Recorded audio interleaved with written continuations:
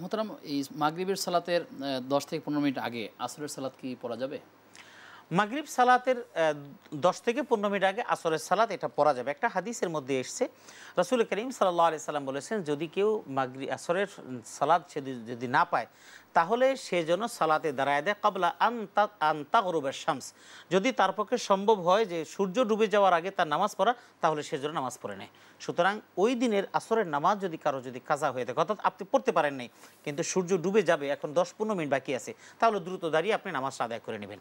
এটা শরীয়তের বিধান এবং হাদিস দ্বারা প্রমাণিত। জি, কোরআন তেলাওয়াত করে তারা শেষ করতেন, আবার শুরু করতেন এভাবে। সুতরাং এটাই হলো সবচেয়ে উত্তম পদ্ধতি, কোরআনে কারীম তেলাওয়াত করা। আর বিশেষ বিশেষ সূরা পড়ার ফজিলত আছে, আপনারা ওই সময় যে সময় পড়ার ফজিলত, সেই সময় আপনি ওই বিশেষ সূরাগুলো আপনি তেলাওয়াত করবেন ইনশাআল্লাহ। জি, আশা করছি আমাদের বোন তার উত্তর পেয়েছেন।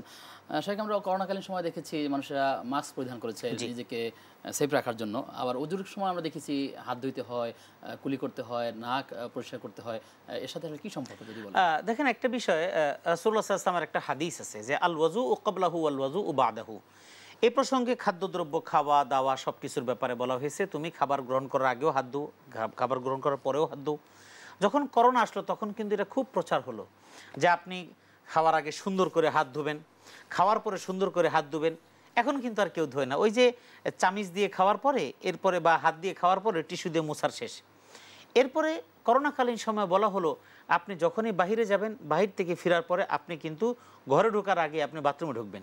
কিভাবে কি করবেন? আপনি মুখ ধুবেন, কিন্তু মুখ ধোয়ার আগে আপনি ভালো মতো গলায় পানি দিয়ে গড়গড়া করবেন। এরপর আপনি নাক ঝাড়বেন। রাসূল করিম সাল্লাল্লাহু আলাইহি সাল্লামের হাদিস এবং অজুর যে সুন্নাহগুলো, সেই সুন্নাহগুলোর মধ্যে অন্তর্ভুক্ত এটা যে ওয়াবালিগ ফিল ইস্তিনশাক ইল্লা আন তাকুনা সাইমান। আল্লাহ রাসূল সাল্লাল্লাহু আলাইহি ওয়াসাল্লাম বলেন, তুমি গড়গড়া করো, পানি মুখে নাও এবং তুমি গড়গড়া করো। এর অনেক উপকারিতা। কেন? ইল্লা আন তাকুনা সাইমান, শুধুমাত্র রোজা যখন রাখবা, রোজা অবস্থায় তুমি শুধু গড়গড়া করবা না। এটা রাসূলুল্লাহর হাদিস। ওয়াস্তানসির, এবং রাসূল করিম সাল্লাল্লাহু আলাইহি ওয়াসাল্লাম বলছেন যে নাকের মধ্যে পানি দাও এবং নাক ঝাড়ো। কিভাবে? এক নাকের এভাবে ধরে এভাবে তুমি ঝাড়ো, আবার আরেক নাকে এভাবে ঝাড়ো, পানি দিয়ে তারপর ঝাড়ো। কেন? আমার নাকের ভিতরে পশম দেওয়া আছে, এই পশমগুলো হলো আমার জন্য সেফটি, অর্থাৎ বাহিরের যত ধুলাবালিগুলো আছে সবগুলোকে বাতাসের সাথে যাবে, এই নাক আমাকে সেখান থেকে সেভ করবে। এই গলার ভিতরে দেখবেন অনেক ধুলাবালি চলে যায়। এরপরে যখন বেসিনে যখন কফ ফেলেন, তখন কিন্তু কালো কালো বা বিভিন্ন ময়লা আবর্জনা বের হয়।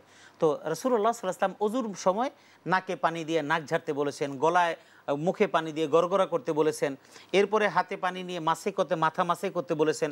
এই ভিজা হাতটা, এই যেখানে হাতে তালুটা আছে, এটা দিয়ে এভাবে টান দিতে বলেছেন। আমরা স্বাভাবিকভাবে হোটেলে খেতে গেলে হাতটা ধুয়ে একটা ভিজা আঙ্গুল দিয়ে কিন্তু মাথার উপর একটা ডলা দিই, কয়েকটা কারণে দিই। একটা হলো চুলের মধ্যে ময়লা থাকে, আর একটা হলো ভিজা হাতটা যখন তালুতে লাগে তখন আমাদের কাছে খুব ভালো লাগে। আসলে এই সব কিছুর সাথে কিন্তু বৈজ্ঞানিক সম্পর্ক রয়েছে, কিন্তু আমরা ওইভাবে কখনো চিন্তা করি না। আমরা করোনা আসছে পরে আমরা নাক ঝাড়ছি, করোনা আসছে হাত ধুইছি, করোনা আসছে আমরা হাত মুখ ধুইছি, কিন্তু রাসূল করিম সাল্লাল্লাহু আলাইহি ওয়াসাল্লাম বলছেন যে 5 ওয়াক্ত নামাজের জন্য 5 বার ওযু, এটা তো দরকার। রাতে যখন ঘুমাতে যাবে তখন তুমি ওযু করে ঘুমাবে। একটা হাদিসের মধ্যে আছে ওযু করে ঘুমাবে। আর অন্যান্য সময় একজন মানুষ যদি ওযু অবস্থায় থাকে আর সেই অবস্থায় যদি সে মারা যায়, একটা হাদিসের বর্ণনা, সে শাহাদাতের একটা মর্যাদা পাবে, শহীদ মানে শহীদের মর্যাদা পাবে। তো এই বিষয়গুলো আসলে বিজ্ঞানের সাথে খুবই সম্পৃক্ত, কিন্তু আমরা যেহেতু ইসলামের ব্যাপারে উদাসীন, সেজন্য আমরা আসলে ইসলামটাকে কখনো এইভাবে চিন্তা করিনি। জি, উত্তরটা আমরা জানতে পারলাম।